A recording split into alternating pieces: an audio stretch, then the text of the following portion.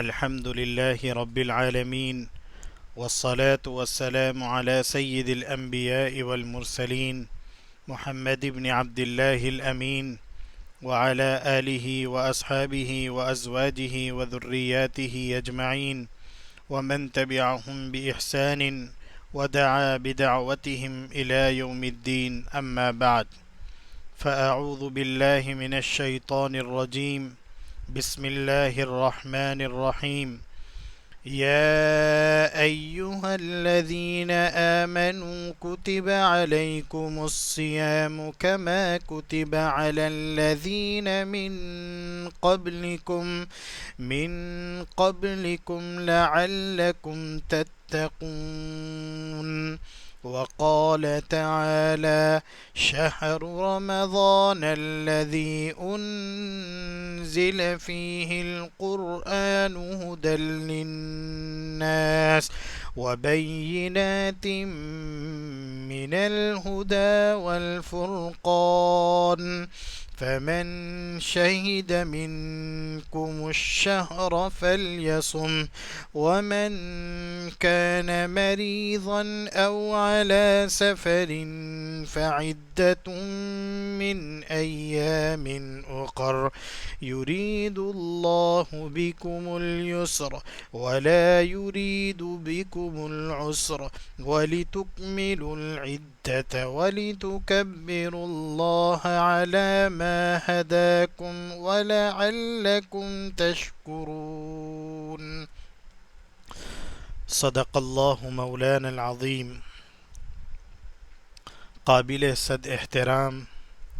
سامعین عظام، ناظرین کرام، عزیز ساتھیوں، دوستوں اور بزرگوں، اور کینیڈا کے غیور مسلمانوں، کوپر مسجد کے مصلین، عزیز ساتھیوں، دوستوں اور بزرگوں،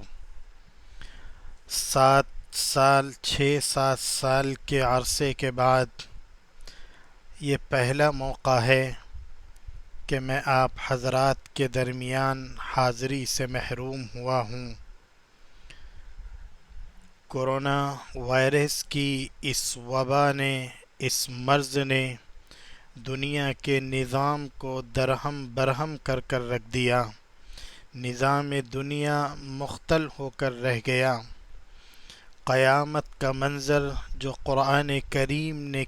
کھینچا ہے، ان دنوں ایسا محسوس ہوتا تھا کہ گویا قیامت ابھی برپا ہو گئی. قرآن کریم قیامت کا منظر کھینچتے ہوئے کہتا ہے: یوم یفر المرء من اخیہ وامہ وابیہ وصاحبتہ وبنیہ. اے لوگو، قیامت کا دن ایسا ہولناک دن ہوگا کہ جس دن باپ بیٹے سے، بیٹا باپ سے، شوہر بیوی سے، بیوی شوہر سے، بھائی بھائی سے بھاگنے لگے گا، بدکنے لگے گا. لیکن اس مرض کے دنوں میں ایسا محسوس ہوتا تھا کہ کہیں وہ دن آج ہی خدا تعالی نے نہ بھیج دیا ہو.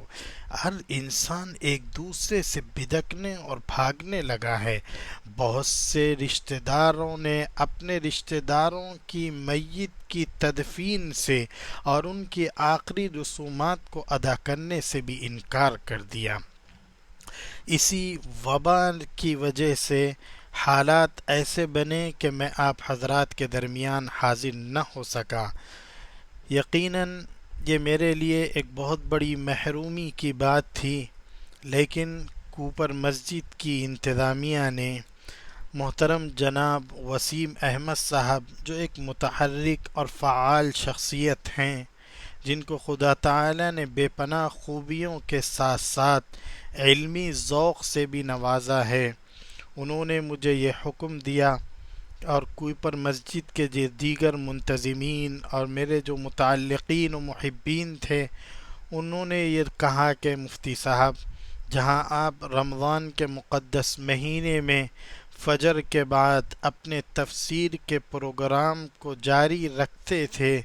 اس موقع پر بھی آپ اس پروگرام کو موقوف نہ کریں بلکہ آن لائن آپ اس پروگرام کو جاری رکھیں۔ ہم انشاءاللہ رمضان کے اس مقدس مہینے میں قرآن کریم کی تفسیر سے استفادہ کرنا چاہتے ہیں۔ ان حضرات کا حکم اور ان حضرات کی محبتیں ایسی تھی کہ جس حکم کو میں نے قبول کیا اور میرے لیے ایک سعادت کی بات تھی کہ اس کے ذریعے میں آپ حضرات کے درمیان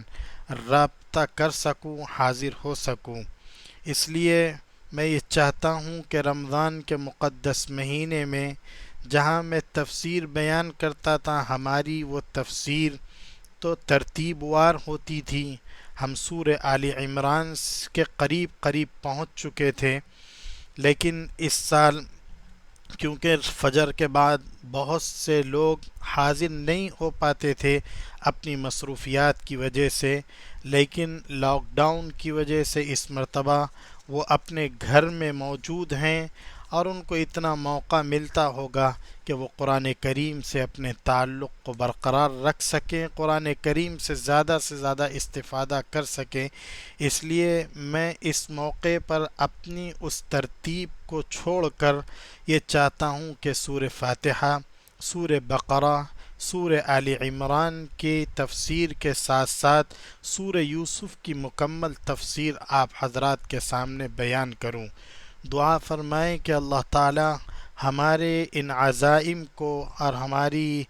ان ارادوں کو پائے تکمیل تک پہنچائے۔ رمضان کے اس مقدس مہینے میں ہمیں نیکیوں کی توفیق نصیب فرمائے۔ میرے دوستو، سب سے پہلے تو میں دعا گو ہوں اللہ رب العزت سے کہ اللہ ہماری اس وبا سے، اس مرض سے ہماری حفاظت فرمائے، نہ صرف ہماری بلکہ کائنات کے ہر انسان کی اللہ رب العزت اس مرض اور اس وبا سے حفاظت فرمائے۔ میرے دوستو، بہت سے ہمارے جاننے والے، ہمارے اقارب اور ہمارے بہت سے قریبی لوگ جن سے ہمارا قرب تھا، جاننے والے تھے، وہ اس مرض کا شکار ہو کر شہادت کی موت پا کر اس دنیا سے رخصت ہو چکے۔ انہی لوگوں میں سے کوپر مسجد کے ایک مصلی، ایک بہت ہی اہم شخصیت جو کوپر کے مینجمنٹ میں بھی تھے، محترم جناب حسین بھایاس صاحب مرحوم، وہ بھی اس مرض کا شکار ہو کر اس دنیا سے رخصت ہو گئے۔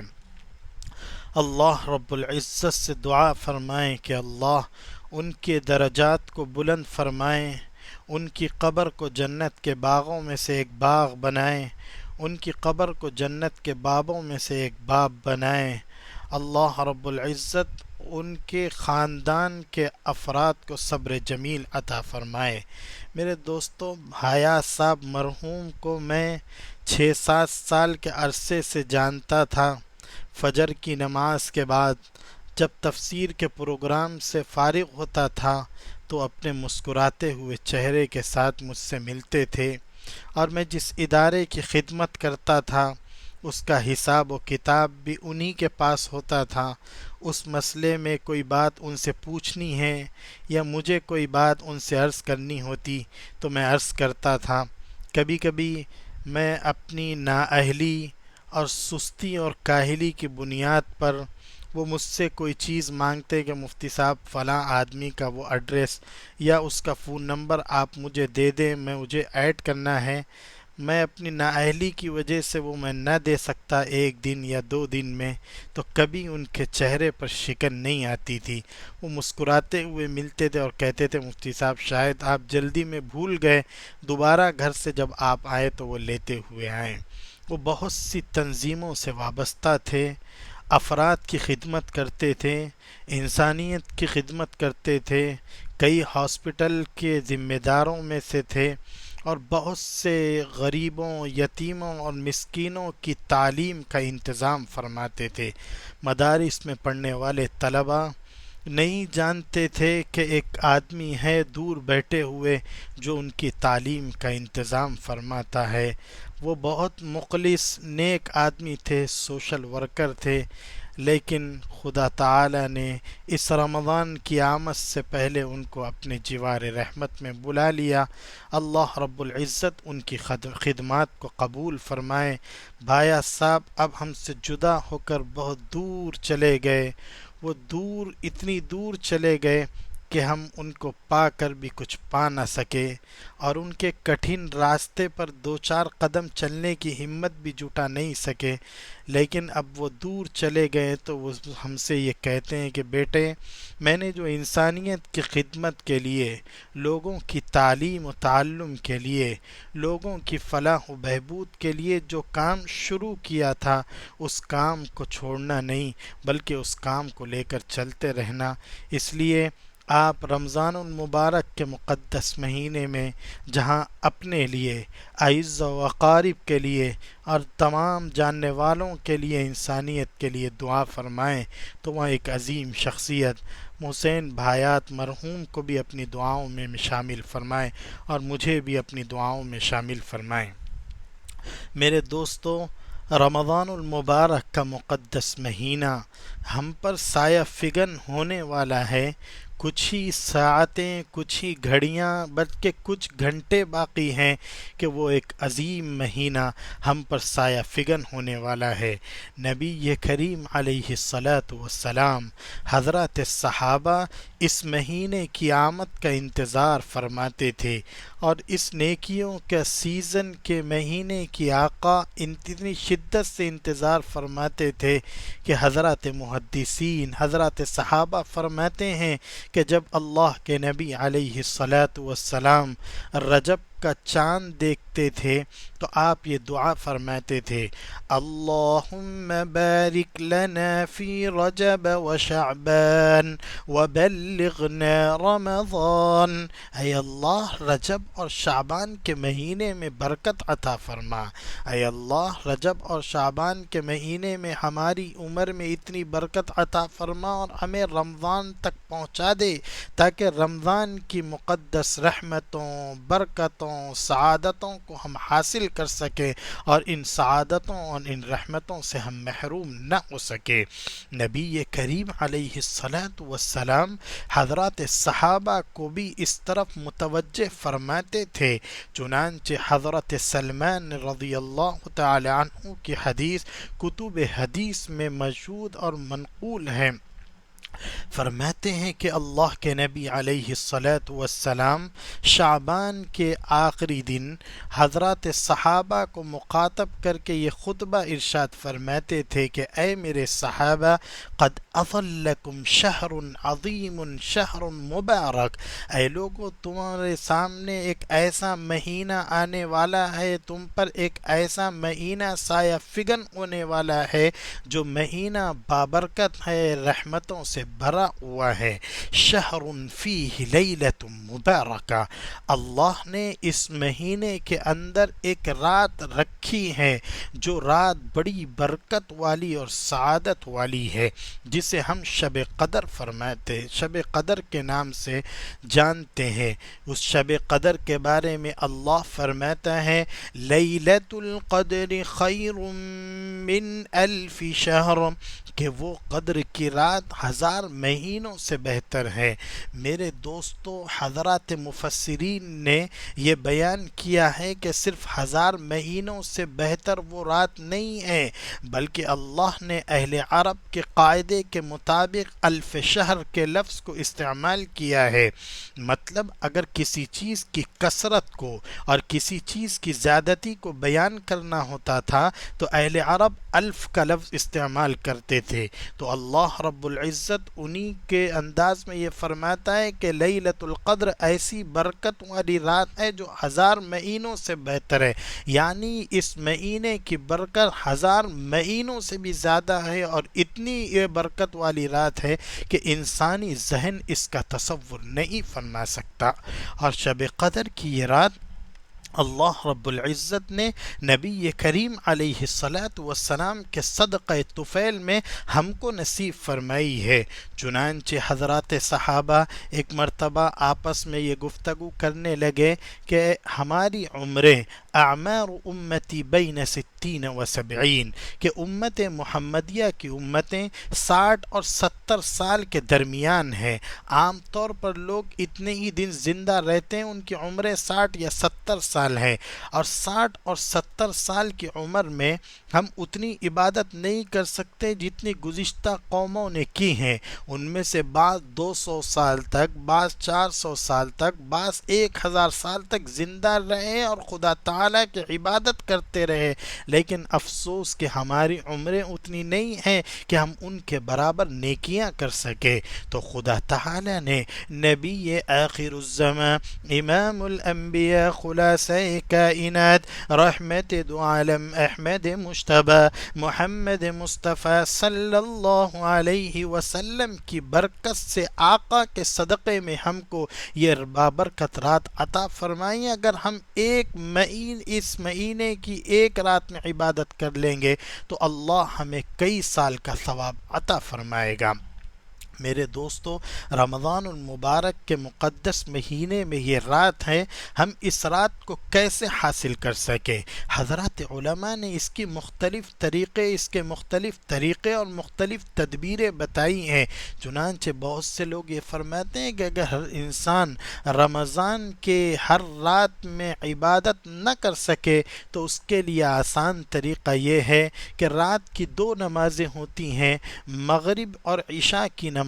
اس کو وہ پورا مہینہ جماعت کے ساتھ پڑھ لے، اور پھر رات میں جو ہو کچھ بھی عبادت میسر وہ کرے، اگر نہ کر سکے تو وہ سو جائے، سحری کرے، اور پھر فجر کی نماز باجماعت پڑھ لے تو اللہ اس کو پوری رات کا ثواب عطا فرمائے گا۔ اور اسی لیے نبی کریم علیہ الصلاۃ والسلام نے رمضان کے آخری عشرے کے اعتکاف کو مسنون قرار دیا ہے۔ کیوں؟ اس لیے کہ اگر رمضان کے آخری عشرے میں، چونکہ جیسا کہ محدثین کی رائے یہی ہے کہ وہ آخری عشرے میں یہ رات ہوتی ہے، تو اگر انسان مسجد میں اعتکاف میں رہے گا تو معتکف کا سونا بھی عبادت، اس کا کھانا بھی عبادت، اس لیے اگر وہ مسجد میں رہے گا تو اللہ رب العزت یقیناً اس رات سے اس کو محروم نہیں فرمائے گا۔ اللہ رب العزت مجھے اور آپ کو رمضان کے مقدس مہینے کی برکتوں کے ساتھ ساتھ لیلۃ القدر کی رات بھی نصیب فرمائے۔ تو اللہ کے نبی فرماتے ہیں کہ یہ مہینہ بڑا بابرکت مہینہ ہے، جو مہینہ تم پر سایہ فگن ہونے والا ہے۔ اللہ نے اس مہینے میں ایک رات رکھی ہے جو رات 1000 مہینوں سے بہتر ہے۔ اس کے بعد اللہ کے نبی علیہ الصلاۃ والسلام فرماتے ہیں کہ اللہ نے اس مہینے کے روزوں کو فرض قرار دیا ہے۔ میرے دوستو، حضرت عبداللہ ابن عمر رضی اللہ تعالی عنہما کی حدیث فرماتے ہیں، بنی الاسلام علی 5، کہ اسلام کی بنیاد جن 5 چیزوں پر ہیں انہی 5 چیزوں میں سے ایک روزہ ہے۔ اللہ قرآن پاک میں ارشاد فرماتا ہے، یا ایہا الذین آمنوا کتب علیکم الصیام کما کتب علی الذین من قبلکم لعلکم تتقون۔ اے لوگو، تم پر روزے فرض کیے گئے ہیں جیسا تم سے پہلے لوگوں پر فرض کیے گئے ہیں۔ کیوں؟ تاکہ تمہاری زندگیوں کے اندر تقوی ہے۔ تو اللہ کے نبی فرماتے ہیں کہ اللہ نے اس مہینے کے روزے کو فرض قرار دیا ہے۔ میرے دوستو، بخاری شریف کی روایت ہے، اللہ کے نبی فرماتے ہیں کہ ایک انسان اللہ کا جو قرب، سب سے زیادہ جو قرب حاصل کرتا ہے وہ فرائض کے ذریعے ہی حاصل کرتا ہے، لیکن انسان بہت سی مرتبہ فرائض کو چھوڑ کر نوافل کی طرف متوجہ ہوتا ہے، لیکن کبھی بھی نفل فرض کا مقابلہ نہیں کر سکتے۔ اس لیے ہمیں چاہیے کہ رمضان کے مقدس مہینے میں روزوں کے رکھنے کا اہتمام کرے، معمولی سی اعذار کی بنا پر ہم روزے کو نہ چھوڑیں۔ میرے دوستو، اللہ رب العزت فرماتے ہیں، الصوم لی وانا اجزی بہ، کہ دیکھیے نماز کا ثواب اللہ نے متعین کر دیا، اور دیگر جو عبادتیں ہیں حج، اللہ نے اس کا ثواب متعین کر دیا، لیکن روزہ ایک ایسی چیز ہے کہ اللہ فرماتے ہیں الصوم لی وانا اجزی بھی،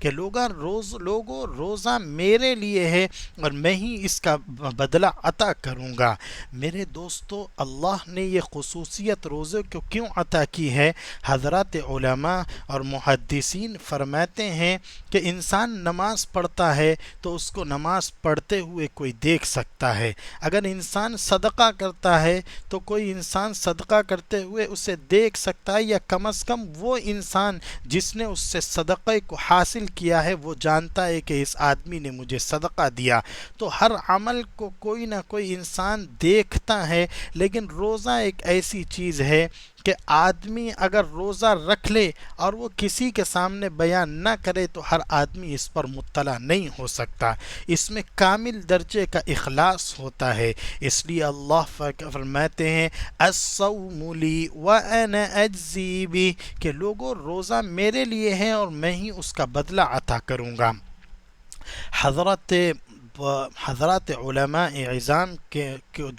یہاں جو کتاب پڑھی اور پڑھائی جاتی ہے، اس میں سے ایک مشہور کتاب ہے ہدایہ۔ صاحب ہدایہ نے اپنی اس کتاب کو 12 سال کے عرصے میں لکھا ہے، اور جو فقہ حنفی کی ایک مستند اور مضبوط اور سب سے مشہور کتاب ہے، وہ صاحب ہدایہ 12 سال کے عرصے میں انہوں نے اپنی اس کتاب کو لکھا، اور وہ روزانہ روزہ رہتے تھے، اور ان کے گھر والوں کو بھی اس کا احساس نہیں ہوتا تھا کہ آج وہ روزے سے ہیں۔ وہ کھانے کے وقت ان کے پاس کھانا پہنچا دیتے تھے، صاحب ہدایہ اپنے اس کھانے کو غریبوں میں تقسیم کر دیتے تھے، اور کسی کو علم نہیں ہوتا تھا کہ وہ روزے سے ہیں۔ تو یہ روزہ ایک ایسی عبادت ہے کہ انسان گھر میں آتا ہے، کمرے میں ہے، الگ رہتا ہے، کوئی دیکھنے والا نہیں، چاہے تو وہ پانی پی سکتا ہے، چاہے تو وہ کچھ کھا سکتا ہے، لیکن وہ اس کے باوجود ان چیزوں سے رکا رہتا ہے خدا تعالیٰ کی رضا کے لیے۔ اس لیے خدا تعالیٰ فرماتے انا اجزی بھی، میں اپنے اس بندے کے اس عمل کا بدلہ میں عطا فرماؤں گا، اور خدا تعالیٰ سے بہتر کون بدلہ عطا فرما سکتا ہے؟ میرے دوستو، اس لیے اس مہینے میں روزوں کے رکھنے کا اہتمام کریں۔ نبی آخر الزمان امام الانبیاء خلاصہ کائنات رحمت دو عالم احمد مجتبی محمد مصطفیٰ صلی اللہ علیہ وسلم ارشاد فرماتے الصوم جنہ، لوگوں روزہ ایک ڈھال ہے۔ مثلا آپ کی کسی سے لڑائی ہو جائے تو اب پہلے زمانے میں جو لڑائی ہوتی تھی، لوگ تلوار سے نیزے سے لڑتے تھے، تو اس تلوار سے حفاظت کے لیے ہمارے پاس ایک زرہ ہوتی تھی، ایک ڈھال ہوتی تھی، جس کے ذریعے ہم سامنے والے کے حملے سے محفوظ ہو سکتے تھے۔ اللہ کے نبی فرماتے ہیں کہ روزہ بھی ایک ڈھال ہے جس کے ذریعے آپ شیطان کے مکر و فریب سے، اپنے نفس کے مکر و فریب سے آپ اپنے نفس کی حفاظت فرما سکتے ہیں، اپنے آپ کی حفاظت فرما سکتے ہیں۔ لیکن میرے دوستو، آپ کے پاس جو ڈھال ہے، آپ کے پاس تلوار کی حفاظت کے لیے جو زرہ ہے، اگر اس کے اندر سوراخ ہو، اگر اس کے اندر شگاف ہو اور پٹن ہو، تو پھر تلوار سے آپ اپنے آپ کو محفوظ نہیں رکھ سکتے، اس کا زخم آپ تک پہنچ جائے گا۔ اسی لیے اللہ کے نبی فرماتے ہیں کہ یہ روزہ آپ کے لیے اسی وقت ڈھال بنے گا جب آپ اپنے اس روزے کی حفاظت فرمائیں، اسے جھوٹ کے ذریعے، غیبت کے ذریعے،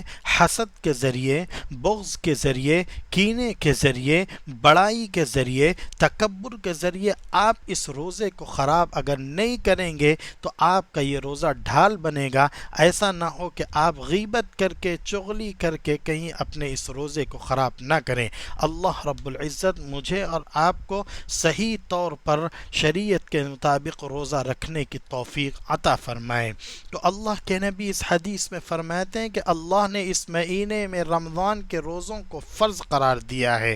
اور آقا فرماتے ہیں کہ اللہ کے نبی علیہ الصلاۃ والسلام اس حدیث میں فرماتے ہیں، غور فرمائیے کہ اللہ اس مہینے میں نفل کا ثواب فرض کے برابر عطا فرماتا ہے۔ اگر آج ہم سے کہا جائے آج کے دن کہ بھائی آج جو ہے جو سونے کا ریٹ ہے وہی ریٹ لوہے کا ہو گیا ہے، اگر لوہا سونے کے دام کے برابر بکنے لگے تو ہر انسان اپنے گھر کے اندر جتنا لوہا لگا ہوا ہے وہ سب اپنے گھر کی کھڑکیوں کو، اپنے گھر سے لوہا نکال کر لائیں گے اور لا کر بازار میں سونے کی قیمت میں فروخت کر دیں گے اور کہیں گے کہ گھر کا ساز و سامان بعد میں دیکھیں گے۔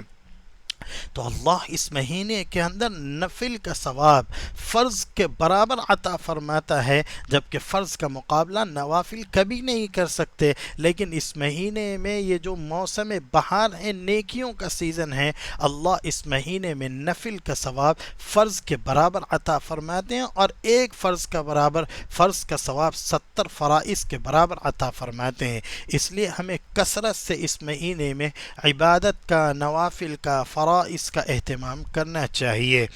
اور دوسرا، اس مہینے میں اللہ کے نبی فرماتے ہیں کہ اللہ نے اس مہینے کے ہی اندر قرآن پاک کو نازل فرمایا، نہیں بلکہ جتنی آسمانی کتابیں ہیں اور جتنے صحائف ہیں، صحف ہیں جو حضرات انبیاء پر اترے، حضرت ابراہیم کے صحیفے ہوں، حضرت موسیٰ پر جو تورات نازل ہوئی، حضرت عیسیٰ پر جو انجیل نازل ہوئی، حضرت داود پر جو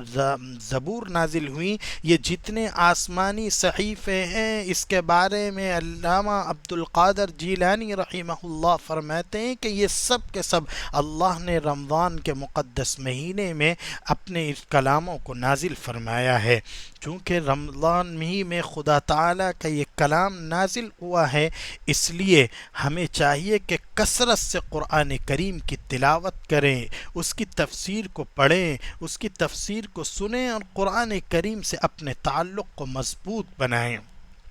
سیدنا امام احمد ابن حنبل رحمہ اللہ نے 100 مرتبہ خدا تعالیٰ کو خواب میں دیکھا، اور اس کے بعد 100ویں مرتبہ خدا تعالیٰ سے پوچھا، اے اللہ میں آپ کے قریب ہونا چاہتا ہوں، آپ کا تقرب حاصل کرنا چاہتا ہوں، وہ چیز بتائیے جس کے ذریعے میں آپ کا تقرب حاصل کروں۔ تو اللہ نے فرمایا کہ احمد ابن حنبل، وہ چیز جو مجھ سے الگ ہو کر چلی گئی اس کو اپنا لو، یعنی میرا وہ کلام جو مجھ سے جدا ہو کر، جو میں نے نبی کریم علیہ الصلاۃ والسلام پر بھیجا ہے قرآن کی شکل میں، آپ اس قرآن کو اپنا لو، اس قرآن کے ذریعے مجھ سے تم سب سے زیادہ قریب ہو سکتے ہو اور میرا تقرب حاصل کر سکتے ہو۔ سیدنا امام احمد کی حنبل پر خدا تعالیٰ کروڑوں رحمتیں نازل فرمائیے آپ کی قبر مبارک پر۔ انہوں نے ہمارے لیے یہ مسئلہ بھی حل کر دیا، انہوں نے پوچھا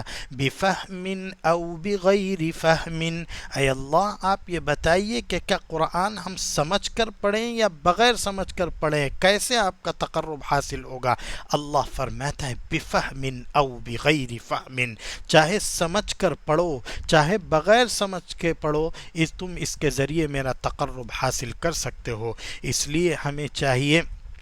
کہ ہم اس مہینے کے اندر کثرت سے قرآن پاک کی تلاوت فرمائیں، قرآن پاک سنیں کثرت سے، اور اللہ رب العزت نے اس مہینے میں قرآن کو نازل کیا، تراویح کے اندر قرآن کریم کو پڑھا بھی جاتا ہے، اس لیے ہم کثرت سے قرآن کریم کو پڑھیں اور ذکر بھی کریں۔ اللہ کے نبی علیہ الصلاۃ والسلام فرماتے ہیں کہ اے لوگو، رمضان میں یہ 4 کام ضرور کرو، استکثروا فیہ 4 خصال، یہ 4 کام ضرور کر لو، خصلتان ترضون بهما ربکم وخصلتان لا غنى بكم عنهما، کہ دیکھو اس میں 2 چیزیں ایسی ہیں جس کے ذریعے تم اپنے پروردگار کو راضی کر سکتے ہو، پروردگار کی رضا کو حاصل کر سکتے ہو۔ ان میں سے ایک چیز یہ ہے کہ کلمہ لا الہ الا اللہ کا کثرت سے ذکر کرو، کثرت سے ورد کرو، اور اٹھتے بیٹھتے چلتے جب بھی موقع ملے لا الہ الا اللہ کا ورد اپنی زبان پر کر لیا کریں، اس کو جاری کر لیں۔ اللہ کو راضی کرنے کا یہ سب سے بہترین ذریعہ ہے۔ نبی کریم علیہ الصلاۃ والسلام فرماتے ہیں کہ لا الہ الا اللہ کی کثرت اس مہینے کے اندر ہونی چاہیے۔ سیدنا موسیٰ علی نبینا علیہ الصلاۃ والتسلیم نے ایک مرتبہ خدا تعالی سے دریافت فرمایا کہ